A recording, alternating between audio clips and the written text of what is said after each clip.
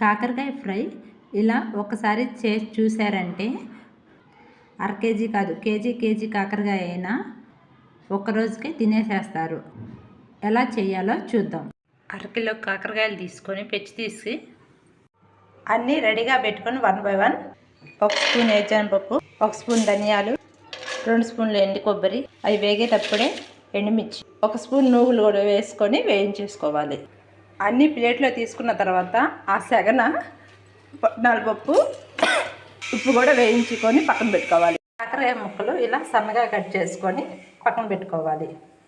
ఇప్పుడు డీప్ ఫ్రైకి ఆయిల్ పెట్టుకొని వేయించుకోవాలి. కొంచెం వేసుకొని ఫ్రై చేసుకొని పక్కన పెట్టుకోవాలి. ముక్కలన్నీ ఇలా డీప్ ఫ్రై చేసుకోవాలి. పూర్తిగా మాడిపోకుండా ఈ టేజీలో తీసుకొని పక్కన పెట్టుకోవాలి. ఇలా మొత్తం తీసుకొని ఒక గిన్నెలో వేసుకోవాలి. గిన్నెలో వేసేసుకున్న తర్వాత మిగిలినవి కూడా నేను పచ్చి ముక్కలు వేసుకుంటున్నాను చూడండి. మిగిలినవి కూడా ఇలాగే డీప్ ఫ్రై చేసుకోవాలి. ముందుగా వేయించుకున్న మొత్తం మిక్సీ వేసుకోవాలి. వెల్లుల్లి కూడా వేసుకొని మిక్సీ పట్టాలి.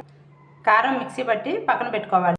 ఇప్పుడు అదే బాండీలో 2 స్పూన్ల ఆయిల్ వేసుకొని పోపు వేసుకోవాలి. మంట మీడియం ఫ్లేమ్లో పెట్టుకొని కొన్ని జీడిపప్పు, వెల్లుల్లి, కరివేపాకు, ఎండుమిర్చి పోపు వేగేటప్పుడే కాకరకాయలు కూడా వేసేసుకోవాలి.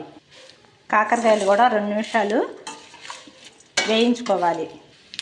ఇప్పుడు కాకరకాయలో తగినంత కారం వేసేసుకోవాలి.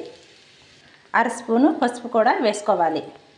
నాకు సగం కారమే సరిపోయింది. మీరు స్పైసీని బట్టి వేసుకోండి. మనం ముక్కల్లో ఉప్పు సాల్ట్ వేయలేదు కాబట్టి కొంచెం సాల్ట్ వేసుకొని ఫైనల్గా దింపేసేసుకోండి.